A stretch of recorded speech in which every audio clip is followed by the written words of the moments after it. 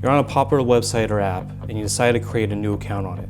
You see there's multiple options, and for the sake of convenience, you decide to use one of the social logins. You see a quick warning of what information this site might access, but quickly ignore it. What happens to your data after you click accept?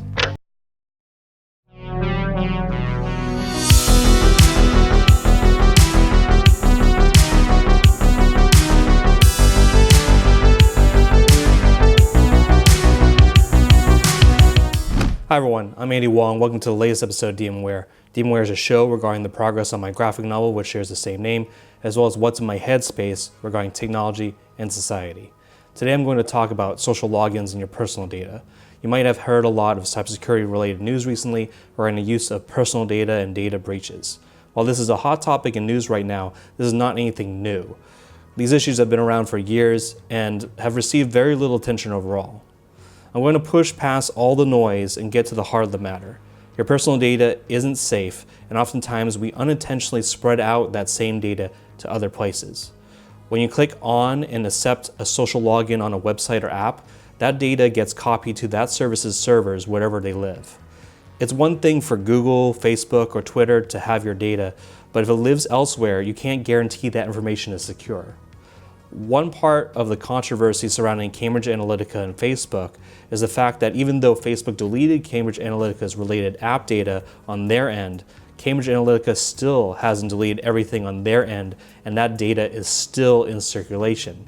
If you used any app that used a social login anytime in the past, if you go into Facebook and delete your entire account, that app's data is still living elsewhere, and there's very little you can do about it. If the company who runs the app has a data breach, you are at risk. To give you a perspective on data breaches, roughly 1.85 billion data records are lost or stolen per year. That's 5 million records lost or stolen every day, and 211,000 records per hour. One of the most notable data breaches was related to Equifax, one of the 3 major credit reporting agencies in America. Last year, 143 American consumers were affected by the breach, where names, social security numbers, birth dates, addresses, and in some instances, driver's license and credit card numbers were obtained by hackers. The population of the United States is currently 325.7 million people. That means that about 43.91% of Americans were affected by the Equifax breach alone.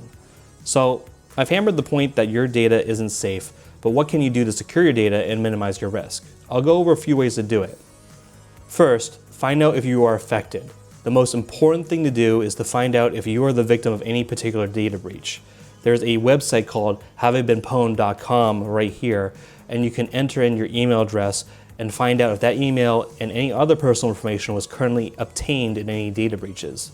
You can also check on the same site if any passwords have been used before and have been obtained by hackers. With that information, you can go into the affected services to re-secure your accounts and change your password or information.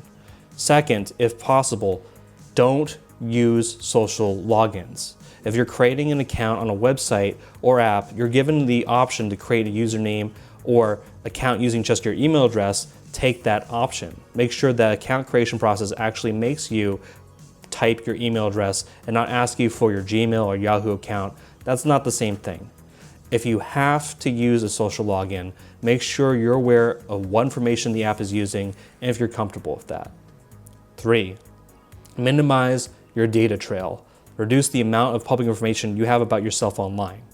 You can still reduce the amount of information companies have on you without deleting your accounts.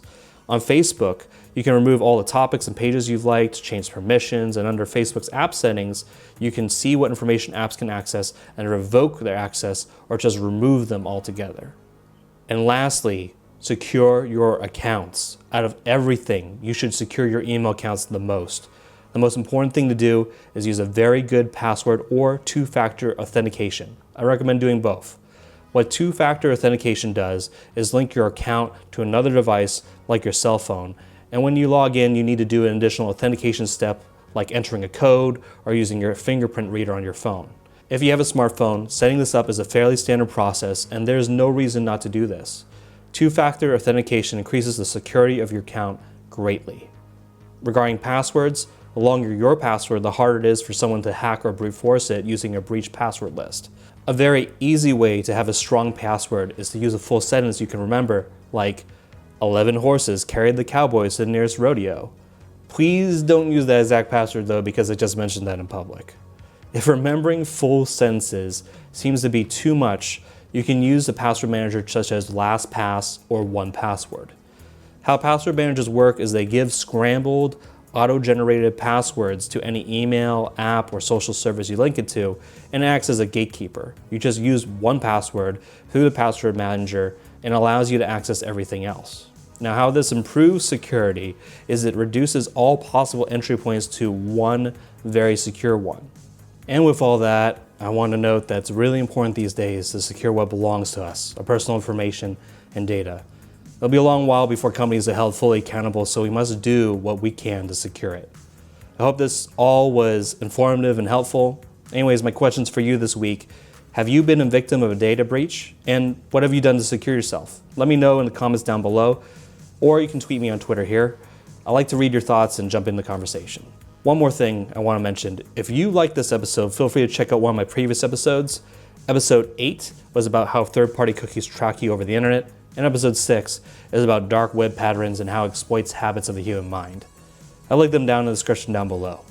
Anyways, create more, consume less. I'll see you next week.